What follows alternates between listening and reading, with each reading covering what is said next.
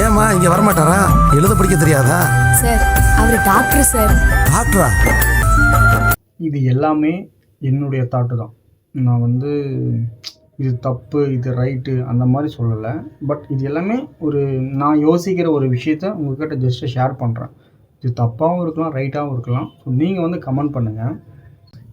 Okay, நம்ம இவ்வளோ கஷ்டப்பட்டு படித்து டாக்டர் ஆகிரும். டாக்டரை என்ன பண்ண போகிறோம், டாக்டர் எதுக்காக ஆக போகிறோன்றத வந்து நிறைய பேர் இங்கே வந்து என்ன நினைக்கிறாங்கன்னா, அது பணத்தை வந்து ப்ரொடியூஸ் பண்ணுற எனி டைம் வந்து அதுக்கு ஒரு மார்க்கெட் இருந்துகிட்டே இருக்குது. நீங்கள் எப்போ போனாலுமே அது ஒரு பிஸ்னஸ். ஸோ அதுக்காக தான் வந்து நிறைய பேர் இங்கே வந்து டாக்டர் படிக்க வைக்கணும் அப்படின்னு நினைக்கிறாங்க. சில பேர் வந்து ரெஸ்பெக்ட் கிடைக்கும், ஏன்னா ஒரு மரியாதை கிடைக்கும், நம்ம போல ஒரு டாக்டர்னால் நம்மளுக்கு ஒரு மரியாதை, இந்த மாதிரி படிக்க வைக்கிறாங்க. ஸோ இது ரெண்டுக்காக தான் அதிகமாக படிக்க வைக்கிறாங்க. சில பேர் வந்து இல்லை, நான் வந்து எங்கள் ஊரில் யாருமே இது டாக்டர் ஆனதில்லை, அதெல்லாம் நான் வந்து டாக்டர் ஆக போகிறேன். ஓகே, டாக்டர் ஆகிற நீ வந்து சுயநலமாக இருக்கிறதுக்காக டாக்டர் ஆக போறியா, இல்லை உண்மையிலேயே டாக்டர் ஆகி அதாவது உங்கள் ஊர் மக்களோ இல்லை உங்கள் சமூக மக்களோ அடுத்தடுத்த லெவல் எடுத்துகிட்டு போறியான்றது தான் முக்கியம். இப்போ எங்கள் ஊரில் எனக்கு தெரிஞ்ச ரொம்ப ரொம்ப நெருங்கிய ஒரு பர்சன், அவரே டாக்டராக இருக்கார். ஆனால் அவரால் எங்களுக்கு என்ன யூஸ்னா எதுவுமே கிடையாது, உண்மையாகவே எதுவும் கிடையாது. இது வந்து காசு கொடுத்தா யார் வேணாலும் பார்க்கலாங்க, காசு கொடுத்தா யார் வேணாலும் பார்க்கலாம். ஓகே, ஒரு 15 கம்மி பண்ணாங்கன்னா ஓகே, பட் அதுக்காக வந்து ஒரு டாக்டர் சூஸ் பண்ண முடியாதுல்ல. அவங்க ஃபேமிலி ஒரு ஃபீஸ்ஃபுல்லே இருக்காது. நீங்கள் வேணால் செக் பண்ணி கூட பாருங்கள். எனக்கு தெரிஞ்சு எங்கள் ஊரில் வருஷம் ஒரு 5-6 டாக்டர் ஆகுறாங்க. ஆனால் டாக்டரை யாருக்கு என்ன யூஸு? அவங்க வீடு வாங்குறாங்க, காரு வாங்குறாங்க, ஓகே, அவங்க சுயநலமாக இருக்காங்க. பட் சுயநலத்துக்காக இந்த டாக்டர் இது கிடையாது.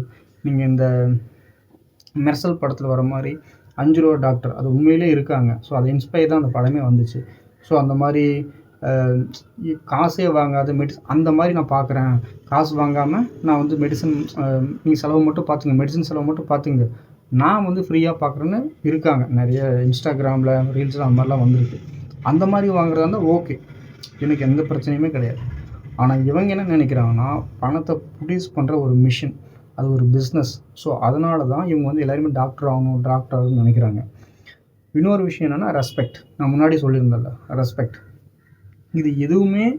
அப்புறம் முக்கியமாக இன்னொரு விஷயம் என்னென்னா, இல்லை நான் ரொம்ப கீழ் ஜாதி, நான் எப்படியாச்சும் நான் மேலேருந்து வரணும், நான் வந்து டாக்டர் ஆகணும்னு சொல்கிறாங்க. டாக்டரை என்ன பண்ண போகிறேன், அதுதான் கொஸ்டின்ஸ். இப்போது கீழேருந்து வந்த ஓகே, நீ டாக்டர் ஆகிடுற, உன்னுடைய சமூக மக்களுக்கு சார்ந்து நீ என்ன பண்ண போகிற, இதுதான் கொஸ்டின். நீங்கள் வந்து இல்லை அவன் டாக்டர் எங்களுக்கு கூடமே அவன் பையன் டாக்டர் ஆகிட்டான், இவன் பையன் டாக்டர் ஆகிட்டான், ஓகேடா டாக்டர் ஆகிட்டாங்க, அதனால் நம்மளுக்கு என்ன யூஸு? ஸோ டாக்டர் ஆகுறது வந்து பார்த்திங்கன்னா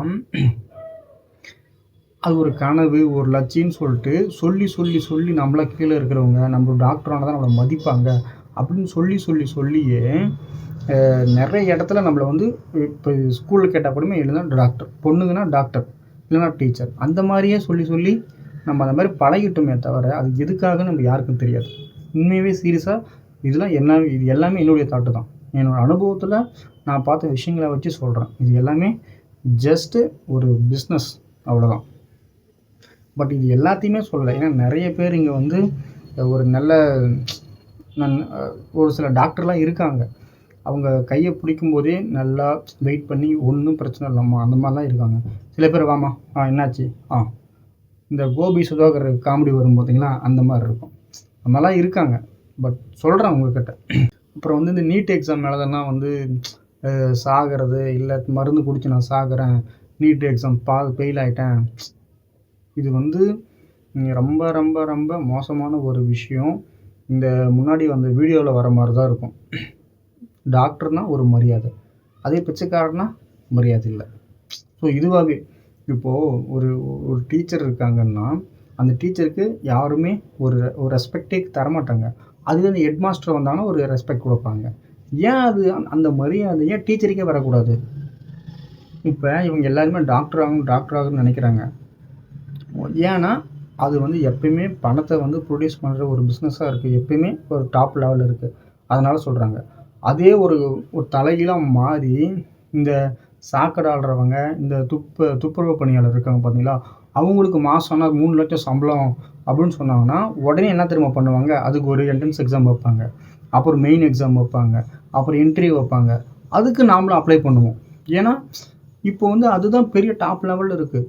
அதனால் வந்து அதுக்கு அப்ளை பண்ணுவோம். இப்படி தான் வந்து மாறி மாறி வந்துகிட்டே இருக்குமே தவிர யாருக்கும் இங்கே ஃபீஸ்ஃபுல்லாக வாழணும், நம்ம படித்த படிப்பு வந்து மற்றவங்களுக்கு யூஸ்ஃபுல்லாக இருக்கணுன்றது வந்து ஒரு என்ன சொல்கிறது, ஒரு 90% கிடையவே கிடையாது.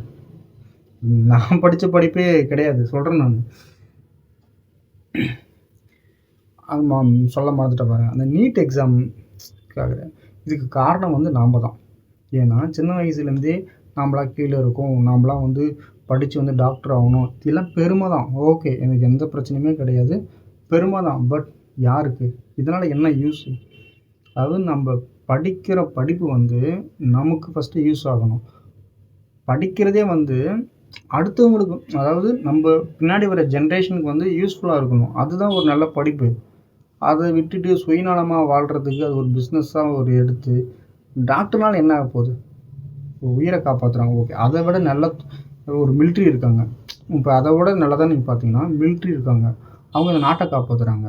இந்த துப்புரவு பணியாளர் இந்த மொத்த தமிழ்நாட்டு இந்தியா எல்லாருமே அவங்க தான் சுத்தமாக வச்சுக்கிறாங்க. ஏன் இப்போயுமே மலத்தை ஆள்றவங்களாம் இருக்காங்க, சாக்கடை ஆள்றவங்க. இப்போ அவங்களாம்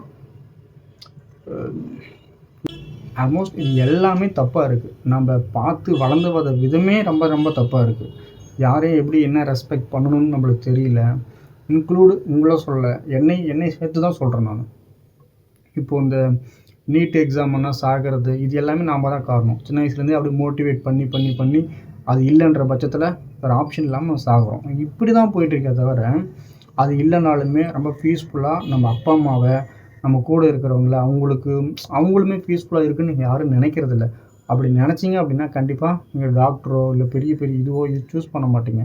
ஒரு நிம்மதியான ஒரு வாழ்க்கை, அதுக்கு என்ன தேவையோ அதை தான் நீங்கள் சூஸ் பண்ணுவீங்க. இது எல்லாமே என்னுடைய தாட்டு தான். இது வந்து யார் மனதையும் புண்படுத்தும் நோக்கம் இல்லை. ப்ளஸ் வந்து இது வந்து தப்பாக கூட இருக்கலாம். மேபி நான் பேசுகிற பேச்சு வந்து தப்பாக கூட இருக்கலாம். பட் உங்களுடைய என்ன சொல்கிறது, உங்களுடைய தாட்டை வந்து கமெண்ட் பண்ணுங்கள், நான் செக் பண்ணுறேன் என்னென்னு பார்க்குறேன்.